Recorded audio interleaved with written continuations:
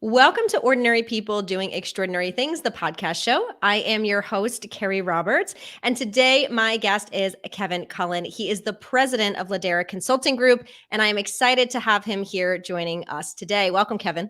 Well, thanks for having me. I was reading through, you have a new book called Swerve, and I want to talk about why you named it that, because we're really talking today about, how do we create kind of change in our life? And you talk about in the kind of the intro of your book that we kind of all get in these habits, and it's challenging to swerve and change. So I'd love for you to talk about why this book, what does it mean to swerve, and why is it so hard for us to change? Okay, so I'll tell you a story about how I named it. I didn't know what to name the book because the book is, a compilation or a compendium of stories from my life, from various things that I've done and learned along the way. So there's an article, a chapter about meeting the Dalai Lama. There's a chapter about meeting a guru in India. There's a chapter about learning that I could create a habit called flossing every day that I learned from my dentist. And so when I stood back, I said, well, what is all this? It's all about making changes, positive changes that I would like to make in my life or that would benefit me. And as you probably know from your own personal experience, I know it from working with thousands and thousands of people, people don't like to change. So It's true. I have a friend, her name is Sue Matthews Hale, and I acknowledge her in the book. Mm-hmm. She is, kind of one of these branding gurus. And she's worked on Madison Avenue, and she's done, I won't name drop some of the companies, but big companies use her to brand. And I said, Sue, would you give me some help? So she got her team together, and they always give you three options. And so she came back with this, this word swerve, and it's like swerve. When I think of swerve, I think of reckless. It's like swerving out. And then it just grew on me. I mean, it was just like, because I love the whole idea, the kind of idea in your mind of the motion of swerving to another direction and changing courses. I'm a sailor, and I just love the whole idea of, just being able to, tack. Tack didn't do it for me. So I wanted to have a word. And there's another thing about it, Carrie. It's kind of like onomatopoeia or something like that. Mm-hmm. It doesn't exactly fit the mold, but it's like, So I don't know. That's why I named it like that. Thanks Sue's brilliance, because she and her team came up with some really great ideas, and I loved this one. Well, and I think you're right. I mean, this idea of swerving, if we do want to change, sometimes we do have to do a quick motion in certain parts of our life. And you actually had in one of the chapters that you talked about, I was reading it the other day and I was like, oh, I love this. You talk about compassion. Yeah. And you said compassion is about allowing, including, and accepting things and people as they are and life as it exists. And you kind of talk a little bit about compassion for others, but then compassion for yourself. Yeah. And correct me if I'm wrong, this was part of the Dalai Lama conversation or close to it. Yeah. So my friend Brooks, we went in. It ended up. I got invited, but a bunch of my friends decided that they were also being invited, so they went along. Okay, my good friend Brooks went with me, and Brooks loves Buddhism more. Really just does. And so it was for him. It was particularly special. And he's, we're standing there and we're talking to His Holiness. He had just come out of silent meditation for 6 weeks. So he comes into the room and he's talking to us. We got about an hour with him. And then Brooks had this question from nowhere. He said, Your Holiness, what do you consider the greatest gift in life? And I was floored, because it's such a good question, to the right person, So the Dalai Lama said, that's a really good question. And he thought about it. And I was like, to myself, I was like, don't you know? I mean, you're like, that's why we're here. You're supposed to be your thing. Yeah, I don't mean to be disrespectful, but he said it's compassion. And it was like, that thing hit me like a bomb. So out I walk, into a world in which I start contemplating and thinking about, what is he talking about? What does he mean? I even looked up the word, because it's like, I want to know what compassion is. And I started to inquire and discover what it was. I started to work on it. I tried to be a nicer person and more empathetic, and that's not competitive, but I was trying to get close, And there was a point at which I realized that I'm very tough on myself. I hold myself to a high standard. It's like no matter what, if it's not perfect, it's not good enough. And I think a lot of people do that with themselves. You get where you get, and that's it. And what I noticed is I don't have a whole lot of compassion for myself. And it was like, you can't transfer what you don't have. So if you can't give yourself a break, you're probably, judging other people. And so it was at that moment that when I saw that, it was like, oh my God, my shoulders released, and there was sort of like a, gosh, you really love yourself, and not like narcissism. Love yourself, like let yourself be okay. Peace, be free, come home. And I don't know about, I don't know what it was about that realization, but that for me was when I discovered compassion. And then practicing it was fairly easy because, it's really, I can accept almost anything. Yeah, I think that's why I resonated with it, because I am a very compassionate person as well to others. And sometimes it's like, this high expectation you have for yourself. Yeah. And some people will say perfectionism. I think for me, it's sometimes like, well, I'm not a quitter. But it's that kind of like, well, I'm going to give my best 100%. And then there's so many times where I've had people been like, you're doing too much. Like, you don't need to, You and I it's are a okay. lot alike, Carrie. Yeah, and you're like, it's okay. And I think, like you said, it's so hard to sit with yourself and say, wait a second, maybe it's me that needs that work of compassion and relaxation. And why do I, put maybe that expectation on others? Or maybe why do I not put it on them, but I put it on myself? Do Yeah. you find that, when you not only you had that experience, with the Dalai Lama and in your life, you said, once you understood that it was easy, were there different things that you were doing for yourself in terms of compassion, whether it was things you were saying or things that you were like, wow, this really helped me to understand that concept? Well, one thing that I put in place at some point during that kind of process is I got a set of, you know what mala beads are? So Uh, it's like a Buddhist rosary, if you yes, will. yes. Hmm. And I had that, I had gotten that there, and I, was wearing it. And what I realized is that was a perfect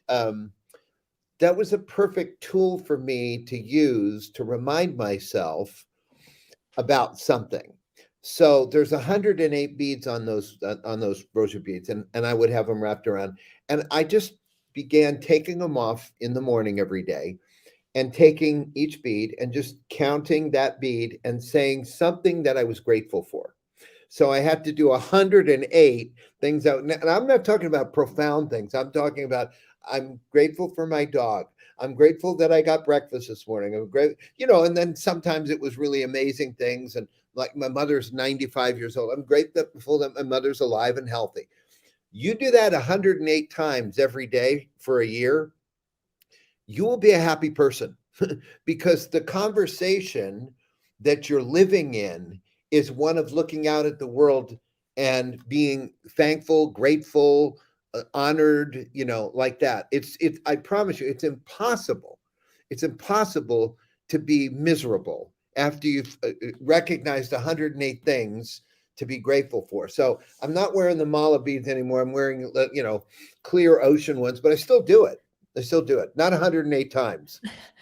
You're right. I like that. I think I don't remember if it was Brene Brown or somebody's been talking about it recently, where like, sometimes if you're feeling a certain way, you can change that emotion by Yeah. changing what you're thinking. And I've done that too. And I think you're right. Sometimes that action, we've heard a million times, this idea of gratitude isn't new, but the act of doing it can allow for that element of compassion. And I really like that, which Yeah. brings me to another thing that Can you, I yeah, just underline something you just said? That thing that you yeah. just said is so spot on. We all know that gratitude is a, But if you don't put it into practice, knowing that makes no difference. So it's that you got to translate it into an action. It's got to permeate your life. It doesn't permeate your life as a belief or a concept. So I wholeheartedly endorse what you said. Yeah, no, thank you. Like I said, it's the action is a huge part for all of us, which brings me to another part in your book where you talked about calendar planning, and you kind of talk about how you're not really like a, New Year's resolution person, but one of the things you do with your calendar and even with your clients is having them start by going through and marking off the times for vacation, the time spent with, their inner circle, their loved ones, and then times for themselves. Can you talk a little bit about when you started that? What kind of made you switch to that, and why that's so important that we do that? Okay. So there are people in life that, and you know them and I know them, that for no reason, and no apparent reason, they just enjoy a very high quality of life. And it looks like they're lucky, or it looks like they just, green lights when they're on the street. It's like, what the heck, the good karma, whatever. Yeah. And what I started to notice is that they give themselves permission, they grant themselves permission to have a great life. And they just have a standard of just living life in a certain way. My sister's one of these people. I mean, just you look at her life and it's just incredible.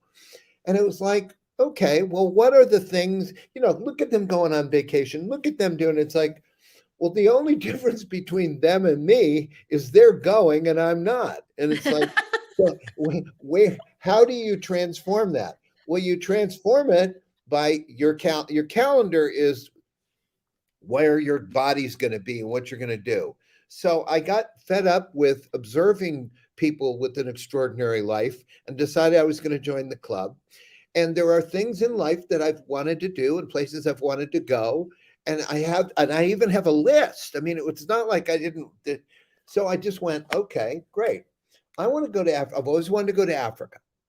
So, see the animals and Yep. safari and all that stuff. And it's like, great, I'm going to Africa. I put it in the calendar. And, I told my wife, she's like, Africa, what are you talking about? It's like, we're going to Africa. When? Well, here, right here in the calendar. I just started putting in outrageous things that, maybe something would happen that would prevent me from doing it, but it's in the calendar. And you wouldn't believe, once it's in the calendar, how powerful that is. Not only that, but one of the things that used to keep me from doing it is I didn't have time to do it because I'm busy in my work.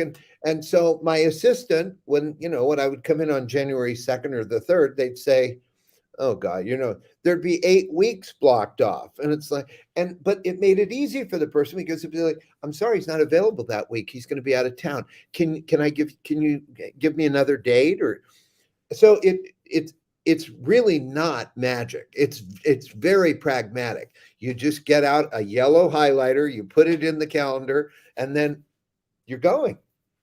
I've started doing that as well. Probably not as much as I'd like to just yet. I'm going to go afterwards and start writing for 2022. But I think one of the things I've noticed when I've had conversations with people is, like you said, well, I don't have the time, or I have other things I have to pay for, or I have to do this, or we're busy. And I've said, well, at what point, like, oh, I'll get to it. And then 10 years go by and like, well, I never got to go to this place, or I never got to do this thing.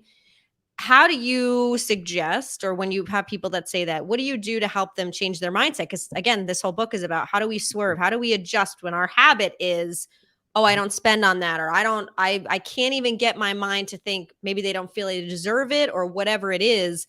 What is it that you say to help them think a little bit differently about that? Well, so part is there's a couple of things in the background.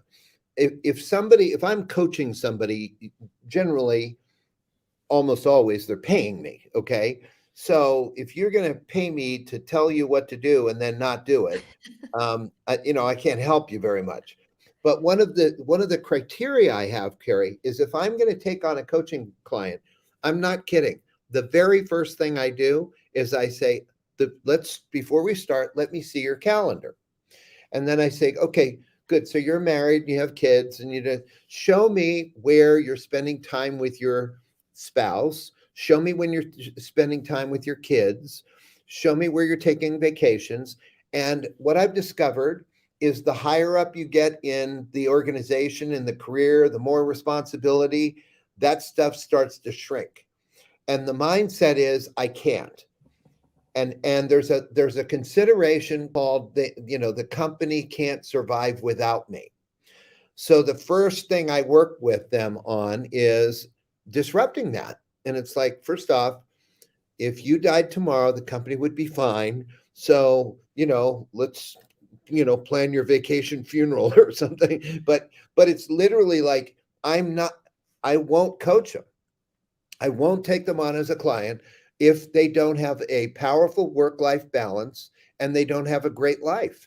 And I'm telling you, I'm not kidding. I get messages, the spouse, has come up to me and said, whatever the heck you're doing with him or whatever the heck you're doing with her, just keep doing it, because this is not the same person. We go on vacations now. So there's no downside to it. I promise you. It's just a consideration that I can't do it. Well, and like you said, that's such the battle. And like, as you're mentioning, if that person is not willing to be open to that, then there's nothing that you can do or anyone can do. It's being open to that first. Maybe even as, we talk all the time, the awareness of it, of like, wow, I think this way. Do I like that? Maybe I want to change that. How do I kind of adjust that and work with somebody? I told you about Sue, the branding lady. When she worked with us on our brand, she came up with Leadera, disrupting predictability, cultivating possibility. And so from the get-go with the new client, it's like, good, we're going to disrupt what's predictable and we're going to cultivate what's possible. And if they're not receptive to that, I know I can't coach them, because I'm asking them to do something that anybody should want to do, called have a great life. So yes, it's true. And I was going to say, this show is called Ordinary People Doing Extraordinary Things. And you kind of mentioned it a little bit, but I'd love for you to talk about what it means to be extraordinary. I mean, I have my definition and why I do this show, but I'm curious for you, when you think of either being extraordinary or having an extraordinary life, what does that mean to you? How does somebody cultivate that in kind of terms of what we've just been talking about? Well, so if you go back to what I said about, disrupting predictability is doing more of the same and doing the same old thing. And, being stuck in thinking habits and behavioral habits. And just, look, I was born with a gift. It's called an inability to deal with boredom. Okay. So I'm not kidding. And, it looks like a curse sometimes, but it really is an inability. I get fidgety. So I must put things in front of me in my life that are interesting, challenging, and exciting. And if I don't, I live the way I feel is like it's like it's fading away or something. So for me, it's easy. Extraordinary is doing things that weren't going to happen anyway. So, at one point in my life, I read this book called Chicken Soup for the Soul. You've probably heard of. There's an article and there's a chapter in it about this kid that made this long list of all these things he was going to do. And he did them. Like, he'd been on 7 continents and he conducted a symphony. It's like, I read this guy's thing and it's like, good, I'm going to make my own list. Yep. So I made a list of 25 things. Okay. And I have done all but one of them. It's the very first thing I wrote down. I've never. Are you going to share? Now I want to know. What is it? Or is it if it's too personal, you don't have to share. My favorite musician since I was in 8th grade is Eric Clapton. And the first thing I wrote down of all the silly things, I said, I want to have a beer with Eric Clapton. And I've never met him. By the way, he doesn't drink, so I'm never going to have a beer. You can have an O'Doul's or something, right? I just wanted to spend a few minutes with him, and I've gotten close. I've been in the next room. There's a whole story about it, but there's something kind of interesting about it. So, it's probably time to make another list since Mr. Clapton has not knocked on the door recently. I don't don't know, as you do these podcasts, manifestation, like who knows who. And he was, before COVID, I think he did some tours. I know it was on the Price of Your Side, but he was doing a little bit of touring. I don't know I if he'll just saw him go in back to. no, I saw him in concert a few weeks ago. I wasn't that far from him, but You got to hold up one of those signs. Be like, I had you on my list. You never know. Sometimes they bring people up on stage. but isn't that funny? I mean, it just to make a list of 25 things, and there was amazing things. There were tough things to do, and then the first one I've never done. Life's like that sometimes. It is. And I don't know. I am always a firm believer, like, everybody knows something, and part of it is, telling people, what it is you want, because you never know, somebody saying, oh yeah, I've met that person, or how can I help you? And that it's interesting creating that list, taking that action. There was someone I interviewed, she was a therapist a few years ago, and she talked about this idea of serendipity meeting inspired action.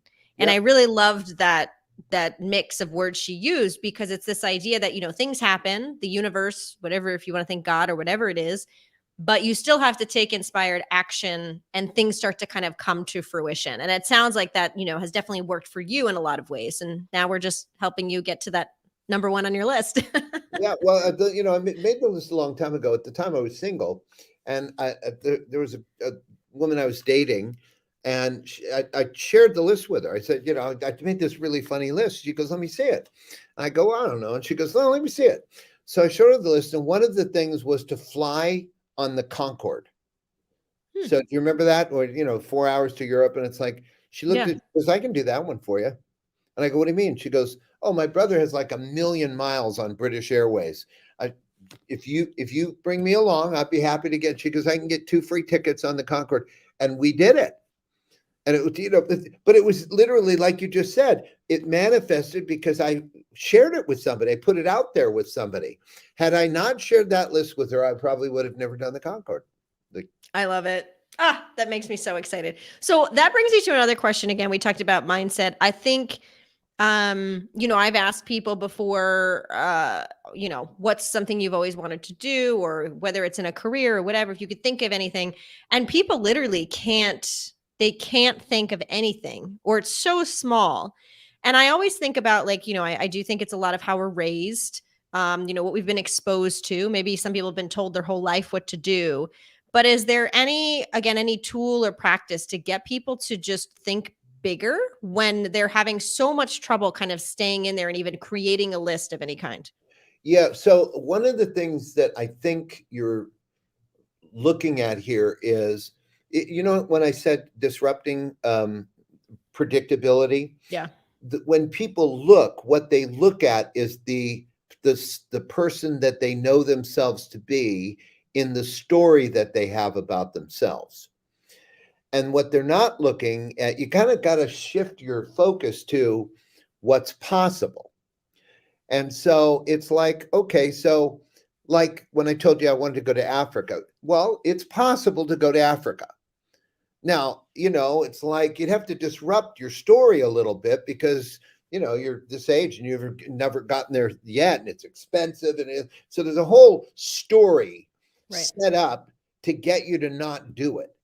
But if you stand in what's possible and you ask yourself, okay, what regarding having an extraordinary life, what's possible in that realm? And then it's like, write one thing down that's possible, but it has to be extraordinary, and it has to light you up when you write it down. So it's like, it can't be go to the grocery store. It's got to be, okay, I want to be one of the people that travels to space on one of these rockets these days. Okay, I'll write that down. Yeah, that'd be fun. So, a ride down the Grand Canyon Rapids. But you got to give yourself permission to think differently about yourself than the story you have about yourself. So, and if you follow those rules, it's like, it's got to be possible, it's got to be doable, it's got to be outrageous, and it's got to light you up. If you were to answer the question and just make a list based on that, I promise you'd get some things, and then you'd go, I actually could do that one. Yeah. Well, since you were talking about the Eric Clapton, I was going to say my equivalent to that is I would love to meet Oprah. She has been an inspiration to me for a long time in the work that she does. And it's so funny. Some people, like certain celebrities or movie stars, and I've always gravitated towards her because she's so genuine. And I'm Yeah. always like, to interview her, I saw her, just like you saw Eric Clapton. I saw one of her speaking engagements she did right before COVID started. And it was amazing to see one person command a room of thousands of people, just her speaking. And it was just like incredible. I was like, and people are in tears. Like, it's just, there's something really beautiful about that. So, no, I love that you're kind of encouraging people to think bigger. And this book you have has so many different stories and lessons that you've learned. What would you say, whether it's in the book or not, has been one of the biggest lessons that has changed you to start thinking about the possibilities, and who is it from? Um, that's you ask tough questions, Thank you. I'll take it as a compliment. I'm going to say that probably one of the most life-altering experiences I had when I was 19 years old. I was in college, and I had this professor, and he just talked very strange, but he was very interesting. I couldn't tell if he was on drugs or, it's just bizarre. The way he would say things, he would say, and that's okay unless it's not, which would be okay. And I think, what is it? So at the end of the class, I went up to him and I said, I love the way you think. It's like, I don't know what it is where did you learn how to, because you cover a lot of things, and it's like, it's multidimensional. And he looked at me and he said, I took a course over the summer that was the equivalent or more of my 2 master's degrees, and, trumped all my education, all my formal education. And he was my college professor, remember? And it's like, what is this? And he says, it took 4 days. And I said, what the hell am I doing here? When I get in, where do I go? And it was the S training. Now it's 19 years. Do you know what that is? No, I don't think so. Okay, well, it's now called landmark education, but Mm-hmm. I did this course when I was 19 years old, and I was the youngest person in the room, and there was it was very popular. There was all these movie stars in there, and all kinds of people. But what it got me to do was, it got me to see that life isn't maybe the way that you think it is, that maybe there's something that you don't know, or that the way you look at something, there's another way to look at it that would give you access to the world in a different way. And when I was in that class, it really changed my life. It had a huge impact on me immediately. And I would say, like, here's how you could tell. I think I was pretty shy and introverted before that, like I just didn't, I didn't have a lot to say. And after that, I just got more gregarious and got more out there and got more friendly and got more interested in life and started taking more chances. And it wasn't like I was traumatized or afraid or anything. It's just I was kind of quiet. And I think that just it gave me permission to be more self-expressed, is the way I would say it, and be more fun and get, kind of lighten up about life like that. I like that. And I think, I've been doing this show for so long. It gives me such a natural high to meet so many people around the world. And there are so many tidbits that I take away, and I'm like, oh, I haven't thought about it that way before, or something that resonates. Or, sometimes you think like, something, and the older I get, I'm like, you don't really know anything, because there's just so many different things that you can learn. And like you said, different ways of doing things. And, sometimes there are ways that I feel very black and white about ideas or things, but there's so much gray, and learning that and being open to that is so important. And that's interesting at such a young age that you had that experience and have continued to kind of feel that way throughout. Yeah, life's kind of the opposite. When you're young, you could do anything. I mean, you could really do anything, because there's almost, I had a woman that worked for me, and she came in, she was 25 years old, and she wanted to quit because she wanted to go teach high school. And, it's like, you sure you want to go teach high school? And I said, her name was Alex. And I said, Alex, look, at your age, you should do whatever the heck you want. You should try everything, because, you can, Yeah. But isn't it interesting that you don't feel like that when you're young, and when you're older, you learn. It feels like you know everything when you're young, and it Yep. feels when you get older that you know very little. You know, and you've learned a hell of a lot, but it's like, God, I'm scratching the surface here. There's a lot I didn't know. But I'm telling you, when I was 19, 20, I mean, I knew everything. I knew how to solve every problem in the whole world.